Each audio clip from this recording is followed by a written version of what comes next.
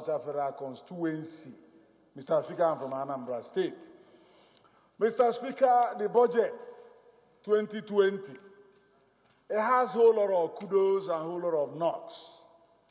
First of all, I'm happy. I also want to join my colleagues who has expressed their appreciation to Mr. President for bringing the bill on time. It's quite important for us to reverse to January to December cycle. That's a good one. Kudos on that. Then again, Mr. Speaker, if you look at the money appropriated for works, Ministry of Works and Housing, that's a very good one again, because we need our roads to be motorable, considering the collateral, inferential, circumstantial security involvement when our roads are not motorable. That's a good one too.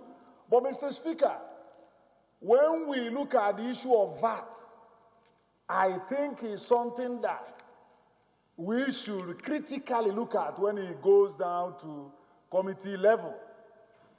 Section 4 of VAT Act made it clear that VAT should be 5%. So for this budget to be presented premised on 7.5%, it calls for a whole lot of questioning. Mr. Speaker, I'm also happy that additional 620 billion thereabout will be added to the current expenditure on the ground of increasing remuneration for our men in uniform, the police and the army. That will put them on a higher moral standing, on a higher,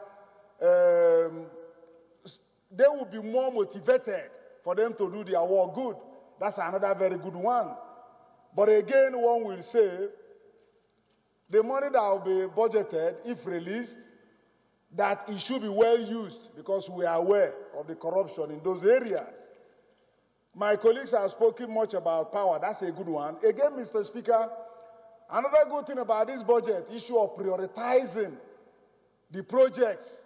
But I must also warn that while we are prioritizing, we should also put into consideration the issue of geopolitical balancing, that we don't have to concentrate on any particular geographical area that will make sure it's balanced. Then again, Mr. Speaker, I want to rhetorically ask, how wonderful, how heartwarming, how equitable, and how fair it will be if by the time, God willing, we'll be considering 2021 budget, and there will be in that budget, a column that will have Southeast Development Commission, just like as we have the Northeast Development Commission, the NDDC Commission.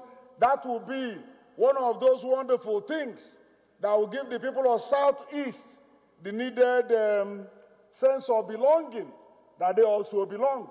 Because, Mr. Speaker, if you look at most of the motions moved by people from Southeast extraction, is always about the menace of gully erosion, is always about bad roads and the rest of them. Honorable, your time is up. Yeah, let me round up. Thank you so much. Mr. Speaker, I second that this bill be read a second time. I so support.